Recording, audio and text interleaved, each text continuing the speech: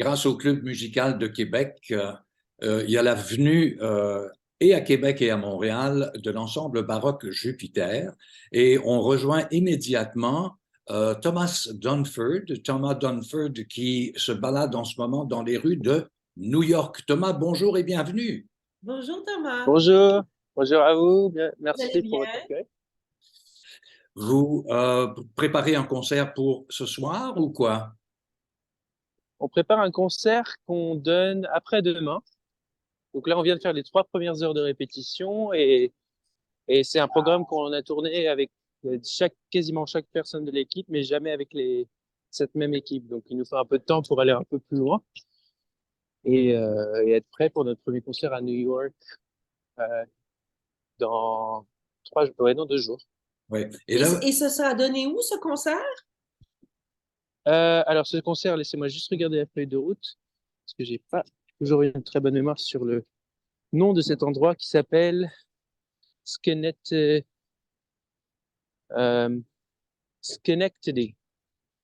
OK, Schenectady Auditorium. Thomas, est-ce que d'abord on vous nomme comme étant la BBC vous a ainsi nommé le comment dire le Eric Clapton du luth. Ah oui, c'est vrai que c'est resté ça. C'est en fait à la fin j'avais une critique de mon premier disque personnel qui était autour de Dowland avec qui j'ai grandi et cette critique de la BBC avait fait ce rapprochement avec Eric Clapton. Il s'avère que moi j'ai grandi avec les Beatles donc c'était j'ai beaucoup de respect pour Eric Clapton, mais je sais pas pourquoi c'est resté. Et bah pourquoi pas, j'aime beaucoup ce qu'il fait, donc si les gens aiment bien faire ces rapprochements, je Et, suis honoré. et Thomas, comment est né cet ensemble Jupiter? Cet ensemble, ça a été en fait beaucoup d'expériences au sein de différents ensembles baroques en Europe. Une grande partie des ensembles baroques français, anglais, belges, euh, avec lesquels j'ai travaillé. Donc j'ai rencontré beaucoup de gens. J'ai pu apprendre de beaucoup de personnes différentes, comme William Christie ou Janet Gardiner ou Philippe Herwegh. Tous des gens très inspirants avec chacun leur monde. Et j'avais envie de recréer cette musique baroque que je connais depuis que je suis petit, mais d'une manière un peu dans l'état d'esprit dans laquelle elle a été faite à l'époque. C'est-à-dire que c'est important dans cette musique de pouvoir réagir et d'être spontané. Euh, et en fait, ils maîtrisaient leur sujet dans le sens où Vivaldi jouait du violon, Bach jouait du clavecin, de l'alto. Et c'est une manière peut-être plus proche du jazz de jouer cette musique que purement avec un état d'esprit qui contrôle le reste. Parce qu'on Parce qu'en parle fait, la baguette permet d'improvisation. d'aller très loin. Pardon? Oui, on parle d'improvisation au sein du groupe. Oui, c'est une musique qui était très improvisée. Et en fait, il y a quelque chose qui se passe de musique de chambre, même à l'époque de Mozart qui jouait le pianoforte. Je pense que la baguette est arrivée plus tard pour pouvoir diriger des grandes masses. Et ça permet de gagner beaucoup de temps sur les directions, sur les choses, mais il n'y a pas forcément le même résultat que quand chaque personne indépendamment a une maîtrise du sujet et réagit les uns aux autres. Donc c'est ça j'ai voulu assembler les amis que j'adorais musicalement et humainement et vraiment aller jusqu'au bout du travail pour prendre une musique par exemple comme Vivaldi et la rendre moderne parce qu'elle est moderne. Et il Et, faut pour ça que chaque personne la ressente individuellement.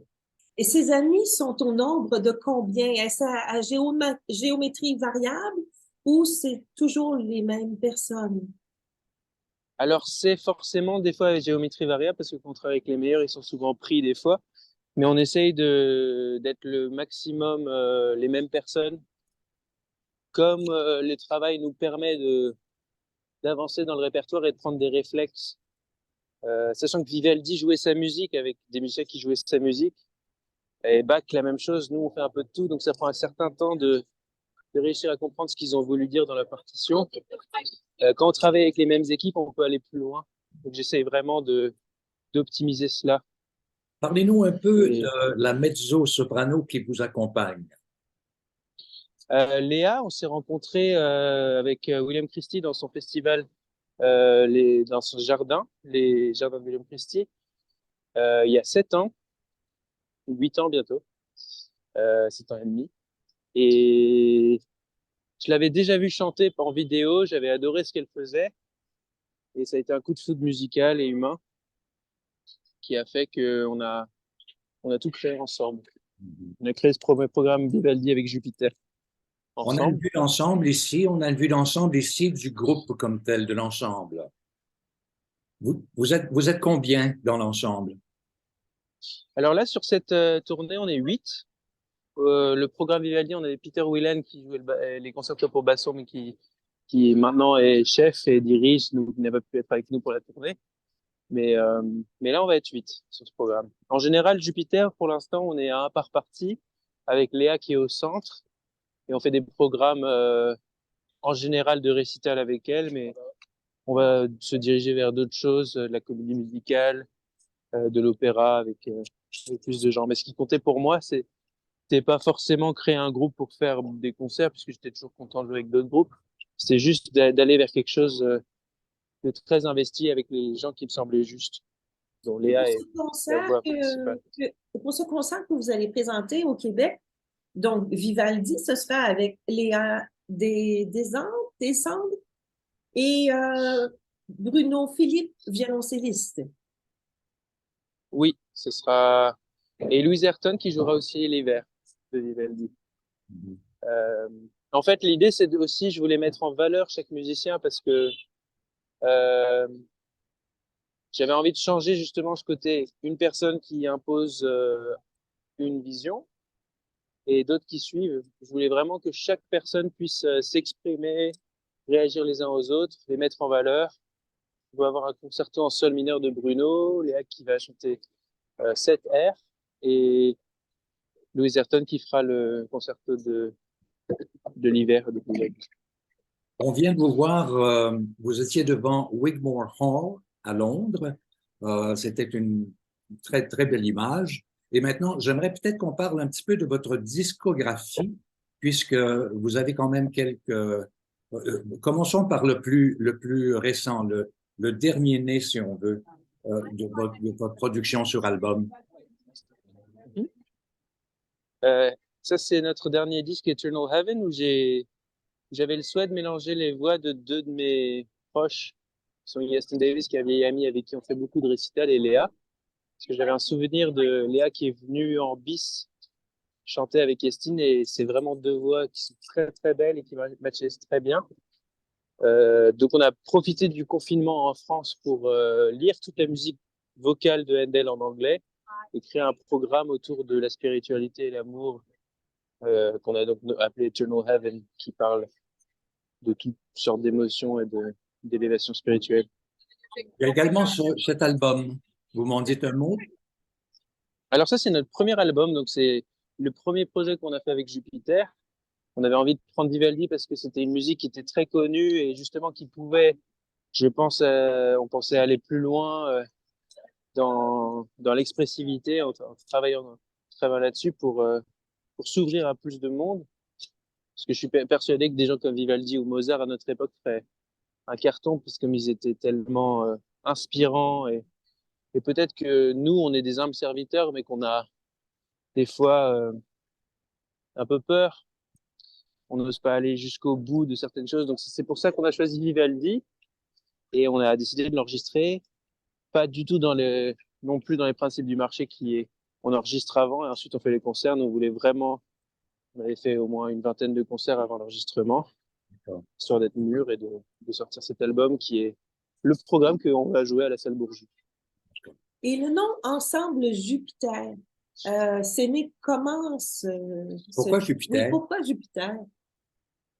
Alors en fait, je voulais, comme j'adore toutes les musiques, j'aime autant les symphonies de Beethoven que la pop, que le jazz, que la musique baroque. J'avais envie d'un nom qui soit générique, qui me permette de pouvoir faire plein de choses variées, de pas forcément être étiqueté baroque. Pour l'instant, on l'est parce que c'est ce qu'on a fait.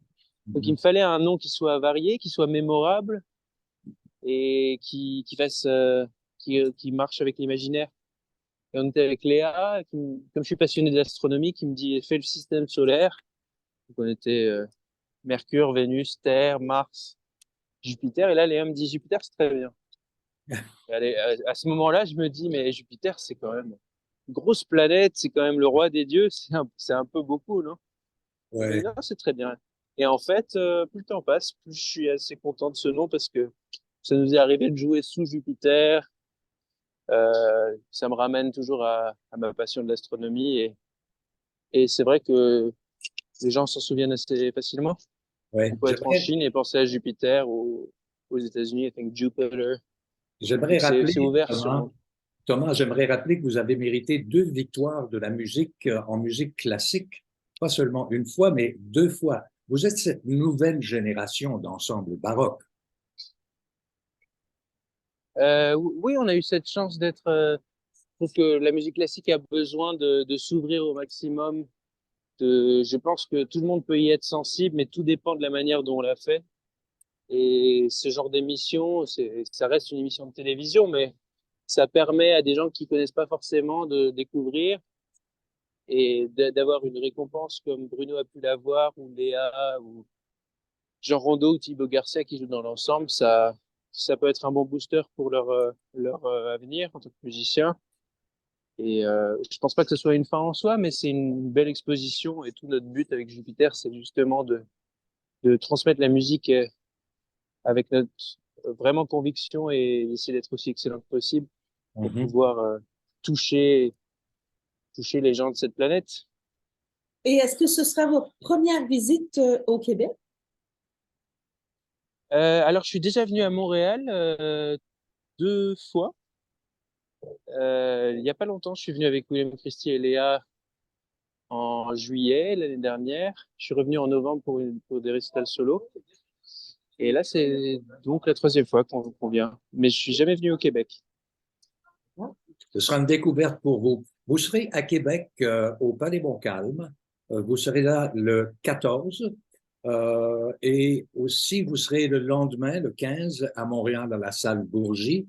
Vous offrez un masterclass quand vous serez, lors de votre passage à Québec, à l'Université Laval.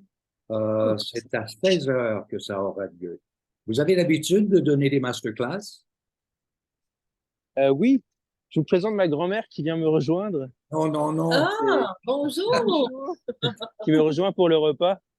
Et I'm just finishing this interview, but everybody's inside. Did it work okay for the? No. You didn't. I tried to call you, but okay, I'll be right there. Excusez-moi, on a eu C'est du mal à vachement se trouver. sympathique, ça. Mais oui. Alors, vous donnez une classe de Les maître. masterclass. Mhm. Mhm. J'aime beaucoup ça, j'apprends beaucoup. On apprend autant qu'on peut apprendre et c'est vraiment quelque chose d'inspirant des fois de voir le déclic qui peut se passer chez les élèves et en même temps tout ce que nous on a à transmettre, mais en même temps ce qu'ils nous transmettent, ça fait Mais- beaucoup progresser. Mais est-ce une classe de maître avec des lutistes ou il y aura aussi des violoncellistes? Euh, alors ça, je sais pas. Pour moi, c'est une surprise. Je Ah, sais juste que j'ai reçu ma feuille de route, j'ai vu une masterclass, je me suis dit bon bah super, pourquoi pas. est-ce que vous jouez le violoncelle aussi? Ah non, j'aimerais bien, mais non. Là, je laisse Bruno faire. Ouais. Ah oui. On a très hâte de vous voir au Québec Mhm. et ce sera On a hâte de venir jouer pour vous aussi. ce sera une découverte. Et heureusement, il n'y a pas trop de neige maintenant à Montréal, donc vous ne serez pas incommodés. Et il faut préciser qu'il y aura aussi un prélude au concert à 18h45 à Québec, dans la salle, Le 14. et balado une semaine avant pour présenter votre ensemble. Donc, on vous attend. Bon Québec. appétit, bon appétit. Merci beaucoup et on a hâte de vous voir, de vous rencontrer en vrai. Absolument. Donc, le 14 mars au Palais Montcalm à 19h30, le 15 mars à 19h30 à la salle Bourgie. Mhm. Alors, bienvenue au Québec, l'ensemble Jupiter avec Et salutations aussi à l'ensemble des Oui. Jupiter. avec le Eric Ouais, Clapton je vais leur dire. du luth. Comme à Dunford. On verra. I'll try my Merci best. beaucoup. Merci. À bientôt. Merci beaucoup. À bientôt. Prenez soin de vous.